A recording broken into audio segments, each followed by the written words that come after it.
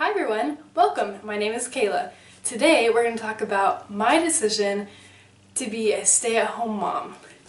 So I'm going to talk in this video as if I've already quit my job, I'm already a stay-at-home mom or about to be a mom, and I'm at home in the working world because I'm making this video in 2020 and I know without a doubt in my mind that that's what I will be doing. And I'm just going to go ahead and talk about my decisions to do that and as if I've already done that.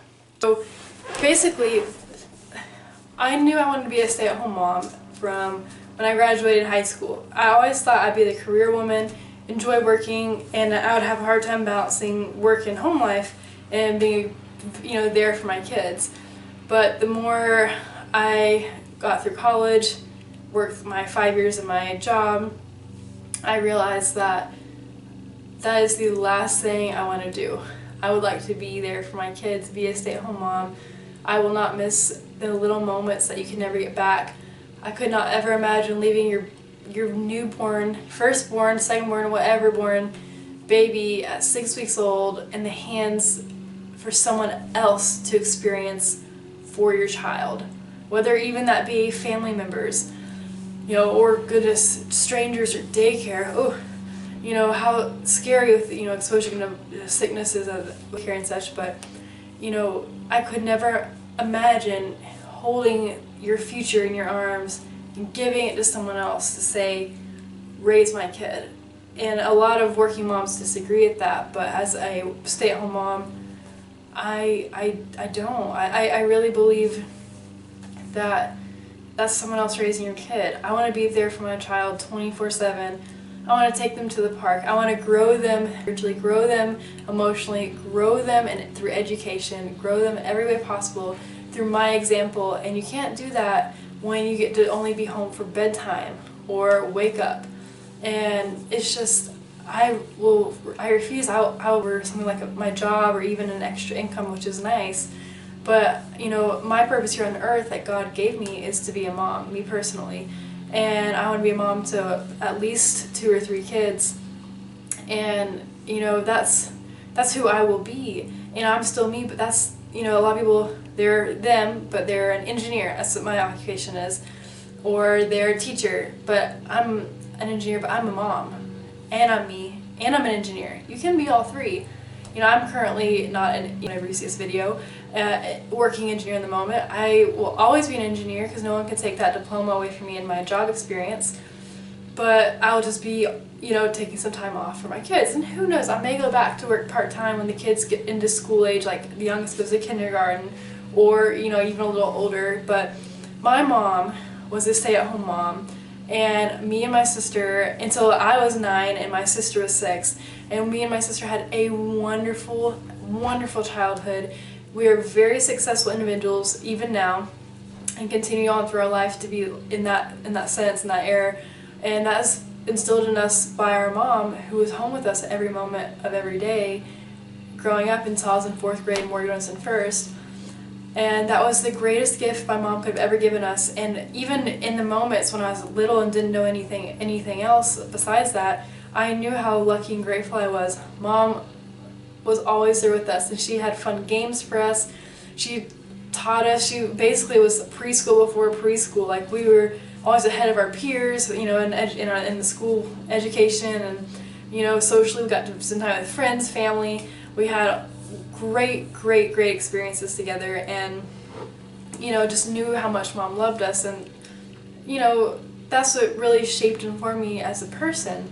And I want exactly that for my child. And Cody, his mom did the same thing. She actually went back to work when he was in 5th grade. It's kind of ironic. It was like 1 year apart with us when our moms went back to work. And Cody was the youngest sibling, so his older 2 brothers got to be home with her for a long time, with her as stay-at-home mom. And I think that's the greatest, magical, best job you could ever have, and the greatest blessing God could give you is that opportunity. So if you're able to financially, and your spouse is on board, which hopefully your spouse supports you no matter what you do, that is just the greatest thing that you could ever ask for, the greatest gift, to be there with your baby. And people say how, a lot of people will say, I'm a better parent away from my kid. I parent best from distance. But how could you even think or say that? Because that's your child. You chose to bring that child into this world. You created that child inside your body or other ways for 9 months. And through all that time and sacrifice, how could you give that to someone else? And then you're there for the weekends, slightly, bedtime, mornings. So that's what spurred me to know deep within my soul, I want to take care of my babies. And I'm a fun person, active person. I love to be outside. I love to teach. I'm very kind, very sweet, patient. And, you know, we've got a little dog, Lucy, and, you know, me and my husband, currently, when I'm filming this video in 2020, we're 27, and when you see this, we'll probably be 28, 29. And, you know, we just went through a miscarriage this past year, and it was really difficult and traumatic, and it was an unplanned pregnancy, and then we were excited about it, then miscarriage happened, then horrible miscarriage experience, and then the D&C surgery, so that was really challenging for us. And so that kind of just helped me re-evaluate and realize how incredibly important it is to be with your babies, and how incredibly important your baby is, and life is so short. Don't take any moment for granted, and, you know, take advantage of all this time together, and just cherish the moments. And, you know, plan for this, you know, spend your time. I worked for 5 years. Whenever you see this video, I've been working for 5 years to save up all this money. So we saved 100% of my salary the entire time we've been married, which will be 5 years when you see, 5.5 years when you see this, and we've been married right now for a little over 4. So save your salary that entire time of one person, preferably the higher salary individual, and then we figure out whenever I leave, leave my job, we'll be living on Cody's salary alone, and we've already planned for that. And we'll have to cut back on a few expenses, but not changing much because we don't spend a lot anyway. Just be a little bit more creative with, you know, maybe make our own laundry detergent, stuff like that we can just kind of adapt to, and that's a very small scale. But, you know, buying fancy clothes like this hat and this outfit, like, I consider this fancy. I had to go out and buy this instead of just being something I've inherited over my childhood and teen years. So, you know, stuff like that, just minimum, and, you know, not going crazy over baby clothes one day, and making our own crib maybe to save money. But and also it gives you an opportunity to mentally relax and be okay before your baby comes, if you quit your job when you're early pregnant, and to make sure your baby's safe if your workplace environment is not safe like mine was. And it gives you also that time to pursue your passion, if that is your goal, to write a book, read more, to start a vlog, write a blog, whatever it is, start a boutique, learn a new skill, even work from home, be an entrepreneur, like, whatever, you know, just find that way around when your child's napping, you know. And right now I'm sitting in our future nursery room, and it's just so surreal.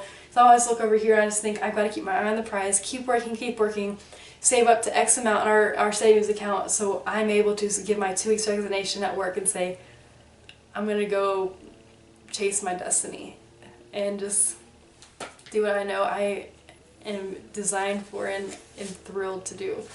And so, yeah, I see, and that just keep me focused, like, okay, eye on the prize, I'm so close. I've got less than a year and a half left. I've got to stay strong, go to the end. I just see where this crib will be, and the baby looking at me from my bed, and it's just like, oh, and I'm using this time to get healthy and save, and ooh, it's just exciting. Life's exciting, even through tragedies like breaking your foot like I have down here. But that's okay, that's another story. And also to find your purpose. What is your purpose? Whether that is being a mom, or if you're searching, you know, to find what your heart is searching for. What makes you you? What's your purpose that God put you on this earth for? For me, it is to be a mom. Just to be happy. See your babies first. You get to see that, not someone else. No one else has to pretend they didn't see your babies first, so you get to see them when you pick them up from work, when you're exhausted and can't play with them. I know what it's like to be a mom and work, because I do that a little bit with our dog Lucy, and I know, don't laugh, but seriously, I can't play with her when she wants to and needs me, because I'm so exhausted and tired and stressed from work. It has added years of my life work in the last 5 years. I have white hairs all under my hat that I never had before. The stress, weight gain, just my body's unhealthy. And if you take that time to be a stay-at-home wife before you have your baby and you're early pregnant, to be a stay-at-home mom, your body will thank you. Take that time to relax, heal, grow in your faith, volunteer, go to church, go visit family, go to the beach, spend time with your spouse, cook dinner for them, do something special for them. But yeah, so that's how I know deep in my heart I want to be a stay-at-home mom. I hope that is encouraging to you. But find your why. Bye, guys.